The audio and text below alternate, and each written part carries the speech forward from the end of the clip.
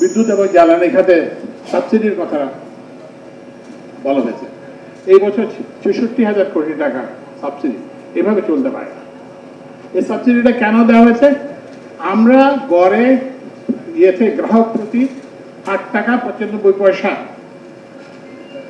পাই, মানে পাওয়ার tariff average শিল্প বা সবকিছু মিলিয়ে প্রতি ১ কিলোওয়াটের জন্য ৮ টাকা ৯৫ পয়সা দেয়। আমাদের কন্ট্রাক্ট করা হয়েছে ১৩-১৪ টাকা, ৭০-৮০ টাকা। তো এটাই হচ্ছে মানে সাবসিডি দেওয়ার এটার কারণ। তা আমরা এগুলো অ্যাড্রেস করার চেষ্টা করতেছি। আমরা ট্যারিফ নেগোসিয়েশনের মাধ্যমে এবং ওই যে ব্যয় কমায় আমরা। এই জন্য আপনারা দেখবেন যে সরকারের সিদ্ধান্ত থাকা সত্ত্বেও যে প্রতি ২ মাস অন্তর অন্তর বিদ্যুৎ ও জ্বালানির দাম বাড়ানো হবে, আমরা কিন্তু একবারও এই গত ১০ মাসে একবারও কিন্তু আমরা বিদ্যুৎ কিংবা জ্বালানির দাম বাড়াইনি। আর জ্বালানি ক্ষেত্রে যে সাবসিডি,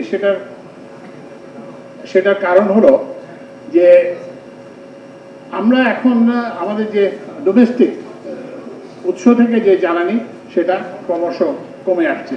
প্রতি বছর ২০০ MMCFD করে কমতেছে। তো অন্যদিকে আমরা চেষ্টা করতেছি বাপেক্সকে ইনভলভ করে নতুন গ্যাস পাওয়ার জন্য, কিন্তু সেক্ষেত্রেও এখনো কোনো আমরা আশাব্যঞ্জক কোনো ফল পাইনি।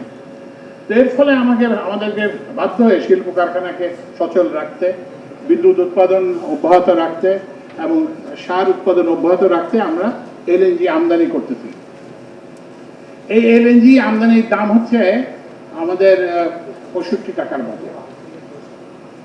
কিন্তু আমরা যে ইভেন শিল্পে যে বিদ্যুৎ সবাই বলতে চায়, সেখানেও আমাদের ট্যারিফ মাত্র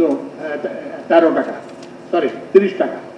তারপরে বিদ্যুতের ক্ষেত্রে ১২ টাকা, সারের ক্ষেত্রে ১৬ টাকা।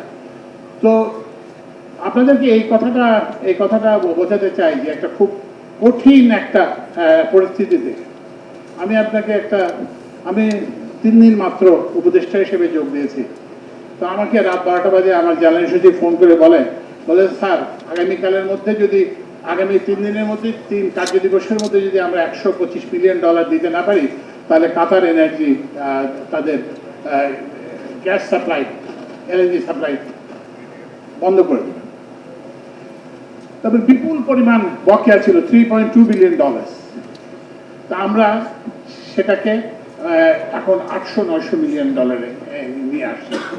তো আপনারা কিন্তু আমরা যেটা বলতে চাই যে নানান রকম সংকট থাকা সত্ত্বেও, কারণ এইটা কেন বললেন যে আপনারা বিদেশিদের টাকা এত তাড়াতাড়ি পরিশোধ করলেন কেন? পরিশোধ করছি এই কারণে, একটা পেনাল ইন্টারেস্ট রেট হয়। আপনি যদি বিলম্বে পে করেন তাহলে আপনাকে একটা পেনাল্টি হয়।